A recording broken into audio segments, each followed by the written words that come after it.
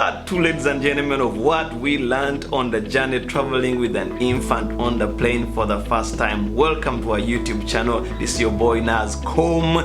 Go ahead, share this video with any new parent you know that is traveling, thinking, planning of traveling with a baby for the first time. We shared part 1, some things, and I'm going to jump into part 2. Of course, I gave out a shout out to my Dallas Cowboy fans wherever you are.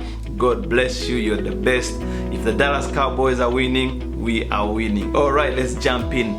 The most important things that you need, please put them in the carry-on you're going with on the plane. Checked in bags, carry stuff, but do not put important things that you might need when you arrive and when you're on the plane in the checked in. Why? Because when you get where you're going, bags can be delayed, bags can be lost. Something could happen to your bags. We learned that when we landed, our bags were not there.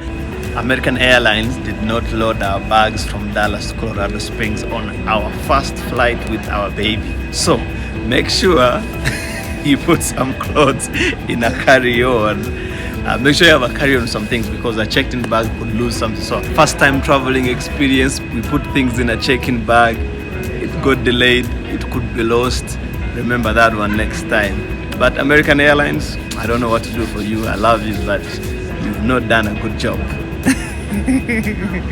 Look for the nursing room in the airport. Yes, there's so many. I never used to see it before when I was traveling on the plane, but now every airport I go, I see a nursing room. When you want to change or feed the baby, I know you might be tempted to run to the women's restroom or the family restroom, but there's nursing rooms at the airports. Look for them, very nice, usually next to the restrooms. It's in there, private, low-key, it's nice and clean. Now when I go to airports, I compare these ones. I've been to a few airports, but the Colorado Springs airport had a very good nursing room. I give you kudos to that. The airport in Colorado Springs has a nursing room, one of the best, really nice. Number 3, plan to have a rest day. Whether you're going on vacation, whether you're going to visit family, whatever you're going to do, traveling with a baby is something else. Make sure there's one of those days where, if you travel today, tomorrow, rest day. If you did something today, next day, rest day. So plan to have rest days in your journey. If your bags get delayed and they ask you for an option, do you want to pick them or do you want us to drop them to you? If you're very close to the airport, you're not far away, please offer to pick up your bags, because if they say they are going to drop your bags up for you, what we learned, they drop off bags for everyone's bags that got delayed at the airport. So your bags could be delivered the next day, your bags could be delivered late in the night.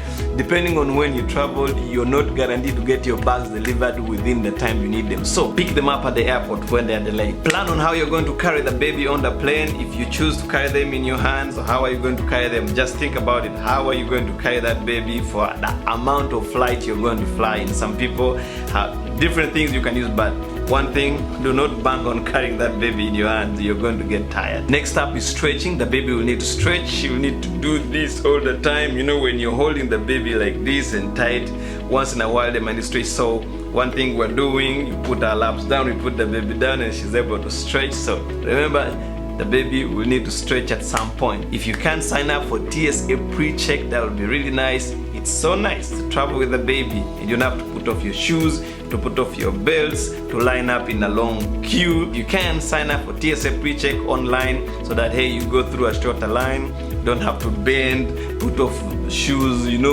That was very inconvenient. I would recommend, I would advise it. That's it, ladies and gentlemen, from me traveling with my baby for the first time and the things that I've learned. Now, if you've traveled with a baby for the first time on a plane, go ahead in the comment, let me know, what did I miss, what did I not share, what did you learn on your own journey. Journeys are different. Whatever you learned on your journey, it might be different. So share with someone in the comment. Whoever watches this video will be able to say, okay, here it is. Now go ahead, share this video with someone. Share this video with any parents you know that just had a baby and they are thinking about traveling anytime soon on a plane. Tell them, hey, Mr. Naz has done a video on what it takes to travel with a baby on the plane for the first time. I'll see you in the next video. Thank you, ladies and gentlemen. Thank you for your support. Thank you, my subscribers. Go ahead, click that subscribe button. We'll see you next time.